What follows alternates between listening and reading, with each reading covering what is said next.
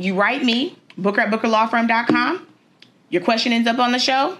Bring you to the court of my public opinion. We're not going to look at this as legal advice because I don't represent you and I may not have all of the facts that I need. However, I'm going to do the best job that I can with what I have.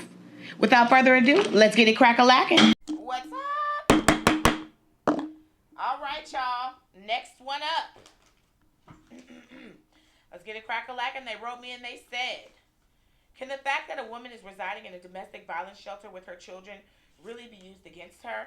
I live in a small town and I'm by myself in this matter.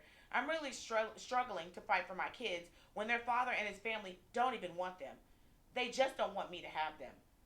This town is so rigged, and they've used the fact that I'm currently seeking refuge at the shelter here in town for abused women and children against me.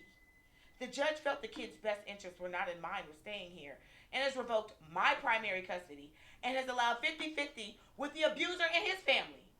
I had to say it like that. I'm sorry. Let me get back in.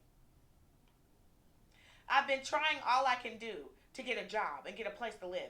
But the fact is, this town is so small and I'm an outsider and everything's proven not to be in my favor.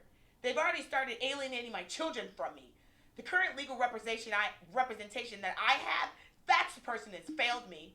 They failed me in their ethical duty, and I need to figure something else out. The fact that I'm even at this shelter shouldn't have been released, but there's nothing I can do.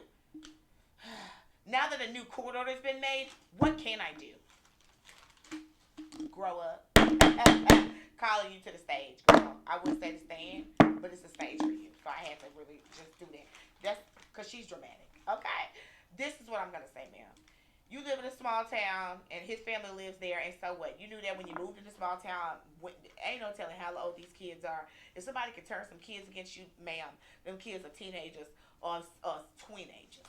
And that would mean that you may not be from this small town in Texas, but girl, you done been there so long, everybody know who you is. Stop playing. The people at the shelter that gave you refuge. Stop.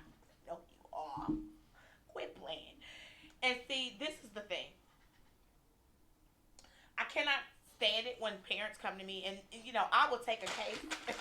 I take a case and throw it out and boop. I didn't play basketball. I was on the track team, but I bet you I'm hitting them baskets. I'm hitting them withdrawals. Nothing but net. You know why? Let me tell you why.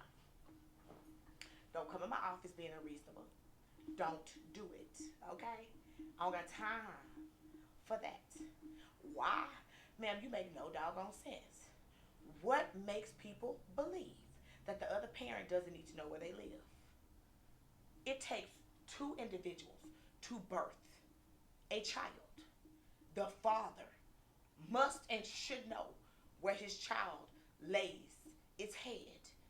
And certainly the mother should know where the child lays its head. What in the world makes you people come to court and gallivant and find your way to my office with the bull saying that the other parent should know where you live? If you don't have a court order that says that parent isn't supposed to know where you live, then you are to reveal where you live. You have a living human being with you that doesn't just belong to you, belongs to someone else too. How in the heck do you mean to tell me they can't have the address on their child? You must be out your mind. I can't understand why. And then to say that he shouldn't have known that you were in a shelter? You're mad that the court, first of all, they did better. Honey, I just might very well, if it were me on the, and I hate to say this, and I can't tell you what I would do, but sometimes I would like to think that I may have taken those kids. 50-50 is what the judge did not to take them from you, ma'am. Shit. That's the nicest thing I can tell you. That's the best they could do, not to remove the children from your care, because you have shown that you are not stable. You are not financially stable. You are in a shelter, and I understand that's a shelter for women and children, because shelters are not safe. And if the children have a safer alternative, a warm bed, a stable bed where they can go, how dare you drag those children with you in and out of the shelter? Let them go with their daddy. Until you can get on your feet, the best thing that you should have done as a mother was handed them over. You should have went your tail to court, and you just should have sucked it up and said, I don't have a place to go right now. And he is not the best parent for those children, and I'm going to tell you why. But can they go to his mama house or somewhere until I get on my feet? Because I don't want them trudging through filth with me. I don't want them using public restrooms and not having their own with me. I don't want them sleeping with one eye open with me. I don't want them sleeping with 4 pair of pants on because you're worried about a child molester off here with me. So because of that, can you please allow them over here? I'm not agreeing for them to go nowhere, but I'm down.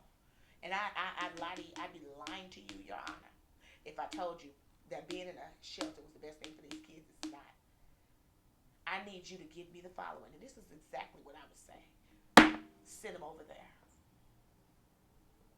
But I need some kind of form of help. He beat me. I didn't have a job for so long. He's the sole provider. I need some spousal support or something for now. I'm going to get a part-time job while they're taking care of the children. Don't put child support against me. Please let me send what I can. Let me take my children half the time or a little bit more than a weekend father's time. A little bit more than a standard custody order. So I can work part-time. So I can get on my feet. And as soon as I get me an apartment, Judge, I want my kids back. Because the only reason that I'm not in a place is because of this man here. And I don't think that he should profit off of what he caused. However, I can't drag my kids through this. I don't know what to do. And the court can most of the time come up with something to help you. You think it ain't time people went in there and didn't know what to do. How about be honest, forthcoming and wholehearted, and they'll see it. How about that? And that sounds crazy, huh? Some people are like, and I know it's attorneys watching this say that they would never do that. But I've never just being straight up, shooting direct straight from the hip and talking to the jury just straight out. And never, I done got what I needed every time. And sometimes you just have to follow the sword and be honest. Them, you're dragging them through crap. So you went from, they wanted to probably take the children from you, felt sorry for you, and gave you partial custody. But please stop talking about it in that manner, because you're going to start making people believe that you're not the best parent all the time. And that what he did may have been wrong, but that you're not going to be stable regardless. And no matter how much help they give you, it's not going to be enough. Because you're one of those people that make excuses because you don't accept accountability. And that's just how you sound to me. And that's just all I'm saying. You need to get it together. Straight up. He needs to know where you live. Straight up. You need to get out the small town, big person attitude. Straight up. Go get a job somewhere. Straight up. And take care of your kids. And nobody can alienate your kids from you when you have custody. If the kids don't want to be around just because they don't want to be living in those type of environments. And once children can pay attention to where they are, and they can ascertain that they're better off somewhere else, Lord Jesus, why do you think they should not want to be somewhere else?